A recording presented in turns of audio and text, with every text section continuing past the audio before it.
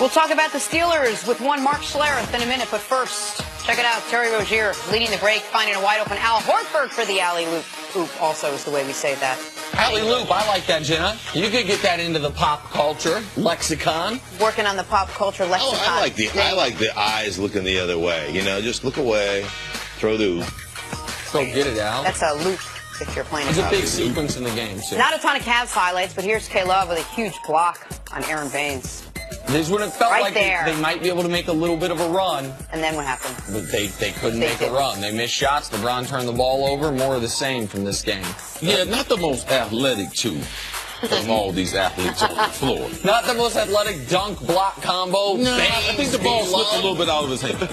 Jason Tatum helping Aaron Baynes redeem himself. Nice pass on the Celtics fast break.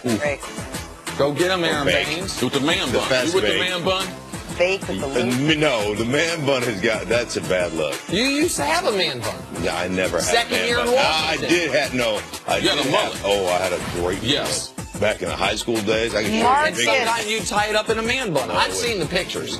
That was Marcus to Marcus. Smart with the no-look pass to Morris. That's how you make Marcus to Marcus work. Man, those are two legitimate tough guys.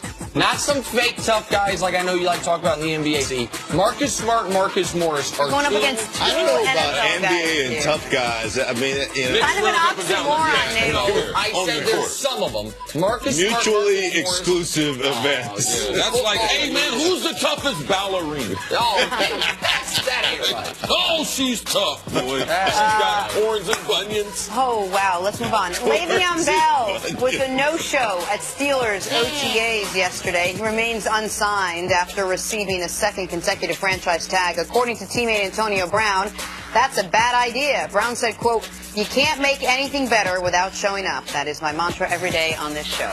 Stink, how big of a deal is it for a player to basically shame another player about missing OTAs? Oh, you know, a guy that has his money going to shame somebody that doesn't have his. Like that's inappropriate. Like, you can't do that. That's one of those things. That's one of those locker room violations that you should never do. And all we have to do is look to Los Angeles and the Chargers with Hunter Henry. That's why you don't show up. Because what are the odds of you getting paid if you tear your ACL in some voluntary workout? Playing some football, you know, doing some football drills, tear your ACL, then what are the odds of you getting a long-term contract, especially at that position, the running back position? I mean, he's already been around. He's already had the wear and tear. Like, yes. That's ridiculous. Antonio Brown ought to keep his mouth shut when it comes to other people's money. You got yours. I feel like this is a code that you keep to even post-career. To a degree, as far as chastising guys for getting money. I talk about NFL salaries a lot because it's a hard-capped league. And I think it matters. Like, money spent here is money that therefore can't be spent there. And this is something that about my commentary has always rubbed you the wrong way. Like, it does seem to me like there's a rule amongst players. Like, we want everyone to be as rich as possible for as long as possible, and don't count my money. Like, that's the message I've gotten from you, which is why I was shocked that Antonio Brown, who's the highest paid receiver in the history of football, is going to go after any of his teammates who has yet to get a long-term contract. Yeah, I mean, this is a cardinal sin. You don't talk about other people's money. And it just speaks to Pittsburgh. There's a lot of things. Well, why haven't they won a championship? Well, you know something? Talking about another star player's money, when you have long-term security, doing that in the offseason, where we could have been talking about 100 other things today in the Pittsburgh Steelers, but some type of way, they always manage to get themselves, like, once a month. Ben Roethlisberger, I ain't helping out the rookies. They think they know everything, don't need my help. And then we got another star player talking about another star player. So this, to me, as the world turns, this happens to be the Pittsburgh Steelers that are very, very talented. We saw it all year last year.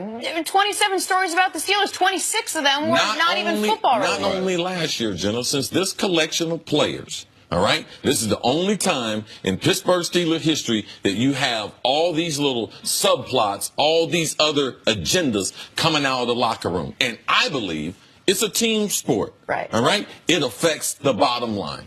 Here's the deal, and Herm Edwards used to say this to me all the time. He goes, you're either coaching it or allowing it to happen. I was going to ask about Tom. So, it comes down to me, it comes from the top. It comes down to Mike Tomlin. You either have to say, we're not going to do this anymore, or they're going to be real consequences. What do those look like? Yeah, what is a real consequence? Well, let's get an example. The Giants' new coach, Pat Shermer. Pat Shermer. They had a player who commented. It was Landon Collins. He commented on the tackle not being Eric Flowers, yeah, not being at OTAs. He said he's not here because he's mad because we signed Eric. The coach said the next day in the press conference, I told Landon, don't talk about another player. Don't let either the player's not here, either allow me or the organization to talk about it. It's not your job to comment about players and why or why not they're here. But isn't that Mike Tomlin's thing? Mike Tomlin's like, yeah, let's own it. Let's embrace the fact that this is a sort of a dysfunctional family, if you will. It sort of worked for us the last couple of years. Look how deep we go. We're consistently good.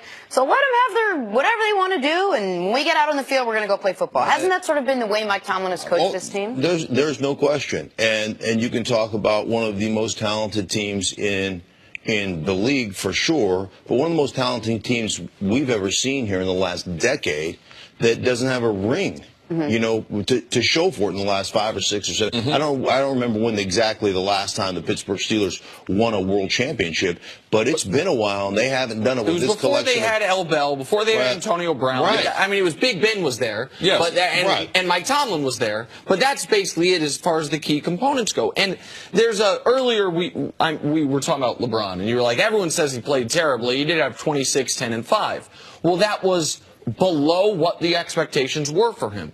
There are 28 teams in the league that would love to have the Pittsburgh Steelers' success over the last 5 years.